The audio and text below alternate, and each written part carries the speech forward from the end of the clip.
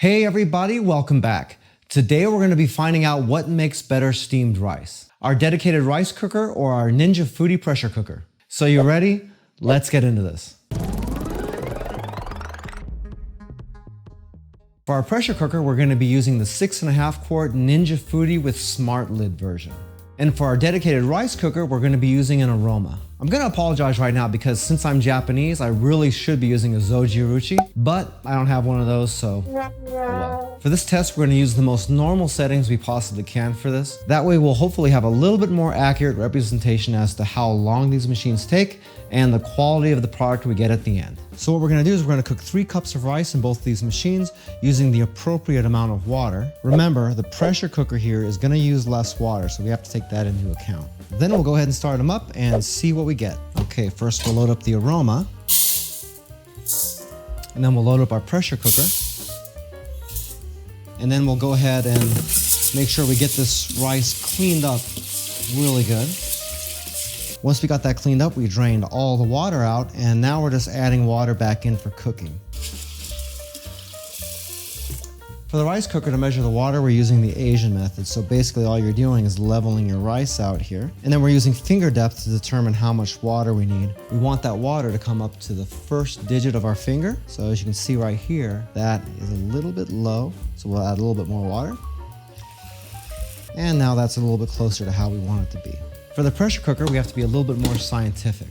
We're using a 1-to-1 ratio of water to rice. So we'll go ahead and put that in. We'll make sure we don't have any rice sticking to the side of the bowl like this. And again, we'll go ahead and level this off. Like I said before, the pressure cooker's not going to lose as much moisture since it's keeping all that steam inside. So therefore, we don't need as much water. Okay, so we'll go ahead and close these up. We'll start our rice cooker on regular settings. Turn on our pressure cooker. Set it to pressure cook on high for 15 minutes. And then we'll go ahead and start that up as well. And now we wait. A few moments later. Okay, the pressure cooker's done. Now we just gotta wait on the rice cooker. Soon after. And the rice cooker's finished. Okay, let's look at the results from our pressure cooker. And that's looking pretty good.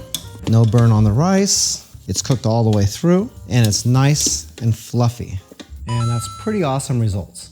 Again, let's look at the rice cooker rice. And it looks pretty much the same here. Again, it's nice and fluffy. Maybe a teeny bit more fluffy than in the pressure cooker. It's pretty close though. And there's that.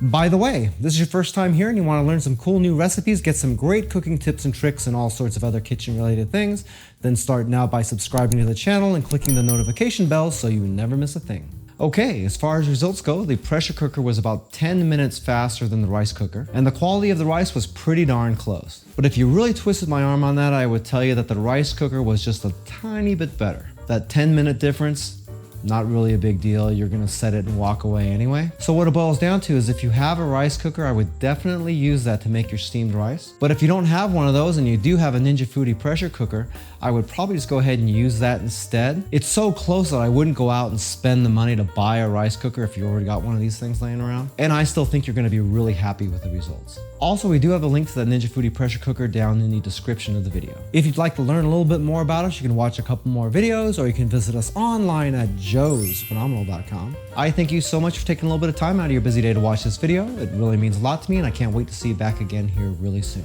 So until that time, I'm Joe and I hope you have a phenomenal day. Take it easy.